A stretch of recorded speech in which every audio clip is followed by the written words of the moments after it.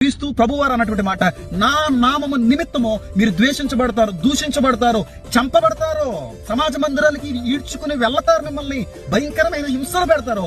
ఆ సమయంలో మీరు ఉద్రేకపడకండి, ఆ సమయంలో మీరు బాధపడకండి, ఆ సమయంలో మిమ్మల్ని అలాగా చేస్తున్నటువంటి వ్యక్తుల్ని ద్వేషించండి అని అనలేదు. కానీ ఆ సమయంలో మరింత ఆనందించండి, ఎందుకంటే పరలోక రాజ్యములో మీ ఫలము అధికమవును.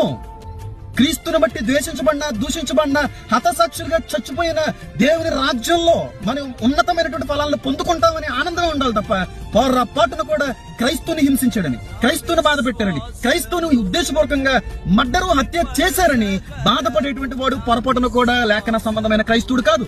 ఎందుకంటే ఇంతకు మించినటువంటి హింసలో, ఇంతకు మించినటువంటి హతసాక్షుల యొక్క సమూహం, ఇంతకు మించినటువంటి చిత్రవాదనలో ఆది సంఘం చూసింది. అలాంటప్పుడు వాళ్ళందరూ చెరసాలల్లో హింసించబడుతున్నప్పుడు, చిరచ్ఛేదనం చేయబడుతున్నప్పుడు, హతసాక్షులుగా చచ్చిపోతున్నప్పుడు బయటకు వచ్చి ర్యాలీలు చేయలేదండి, బయటకు వచ్చి ఉద్రేక పూరితమైనటువంటి కార్యకలాపాలు చేయలేదు, బయటకు వచ్చి వాళ్ళు ఇది చేస్తాం ఇది చేస్తాం లేదు, ప్రార్థించారు.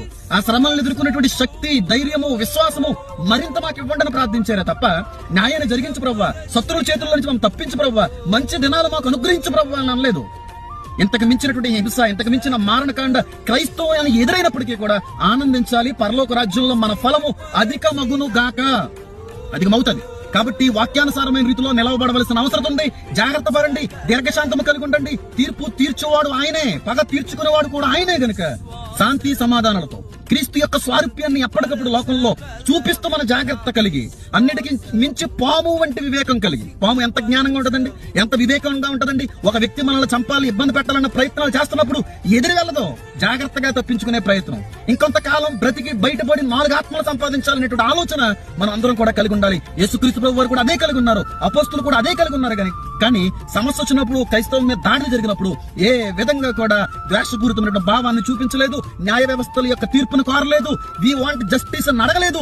మనకి జస్టిస్ ఇచ్చేటువంటి వాడు, మనల్ని జస్టిఫై చేసేటువంటి వాడు, మనకు ఒక న్యాయాధిపతి, న్యాయకర్త ఉన్నాడనేటువంటి విశ్వాసంలో ప్రతి క్రైస్తవుడు ఉండాలని. ఇంతకు మించిన హింసలు ప్రపంచవ్యాప్తంగా జరుగుతున్నాయి. 21 మంది ఈజిప్షియన్ క్రైస్తవుల్ని చిరచ్ఛేదనం చేసేశారు.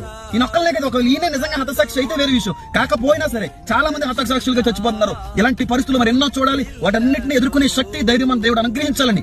ఎక్కడన్నా సరే మళ్ళీ చెప్తున్నా చూడండి, నోరు పారేసుకోకండి, మీ పదజాలాన్ని జాగ్రత్తగా కాచుకోండి, మీ యొక్క ప్రవర్తన జాగ్రత్తగా కాచుకోండి. ర్యాలీల విషయంలో వాటిల్లో మీరు మరింతగా ఉద్రేక పూరితమైన రీతిలో ఉండి, మత విధ్వంసాలని పుట్టించే విధంగా ఉండి, అల్లర్లకి కర్తలుగా ఒకవేళ ఉంటే మళ్ళీ చెప్తున్నాను, లేనిపోని సమస్యలు క్రైస్తవులకి తెచ్చిపెట్టిన వాళ్ళు అవుతారు, లేనిపోని చట్టాలు తీసుకుని వచ్చిన వాళ్ళు అవుతారు, లేనిపోని చిక్కుల్లోకి మనం అందరం కూడా వెళ్లే పరిస్థితులు తెచ్చిపెట్టిన వాళ్ళు అవుతారు.